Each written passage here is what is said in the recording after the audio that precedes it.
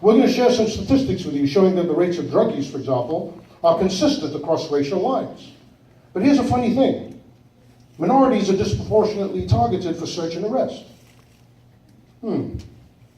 We've seen programs that the police have tried to institute reaching out to members of the community. Cookies with a cop, ice cream with a cop, and so on. These are great PR events, and they may build superficial community links, but they leave the fundamental structural problems with policing unaddressed.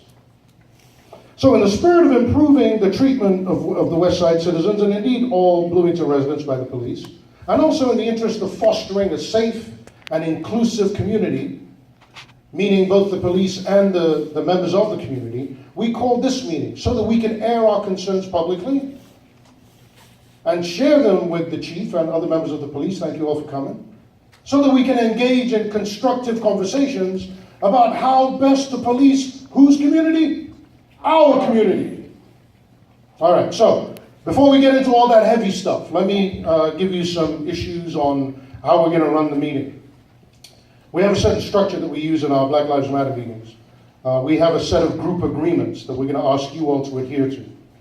These are guidelines that our members have put forth to ensure constructive meeting spaces.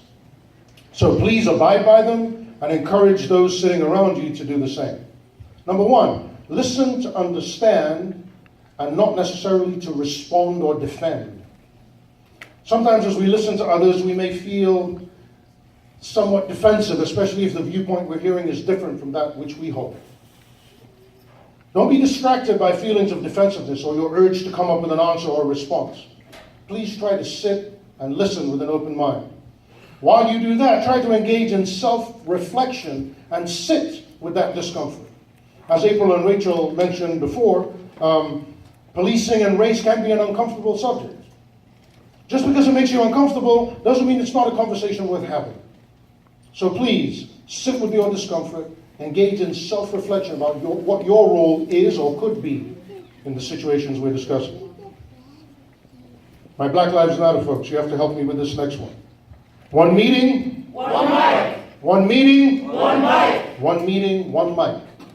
In the future, we hope to be able to facilitate constructive dialogue between you folks in the audience and the police and with Black Lives Matter. This is not the space for that tonight. Tonight, you're here to hear the chief tell us what he's all about, and then listen to Black Lives Matter members telling you what their experiences have been and what research they've done on a variety of issues. So please be respectful of our agenda, our speakers, and our guests by holding your responses, reactions, and comments until after the meeting is concluded. We have comment cards out there, and if you want to complete those and submit them to us, you're more than welcome to. Final point on the meeting space issue. Please respect our physical space. Mount Pisgah has been so kind to let us use this area, and we hope to be able to do it again. So before we leave, please pick up any trash you may have around you, and generally leave the place looking neat and tidy. We good? Yes. All right. So while we're here in a meeting to which we've invited the public, this is a Black Lives Matter event. All right?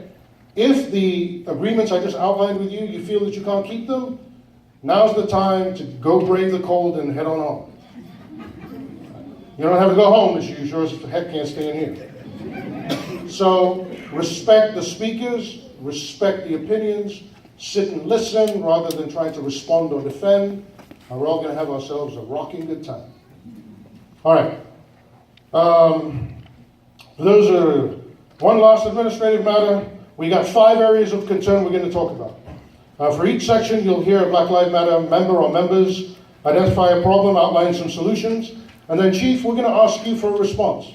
We're going to ask you if you think that what we've outlined is something you can get behind or not. Now, what we'd like you to do is to limit your responses to a yes or no. All right?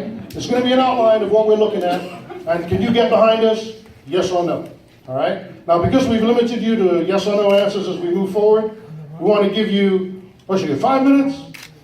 We'll give you 5 minutes, sir, to give us to introduce yourself, tell us why you're here, where you're coming from. So we can't wait to hear what you have to say, sir. Chief Hefner, y'all.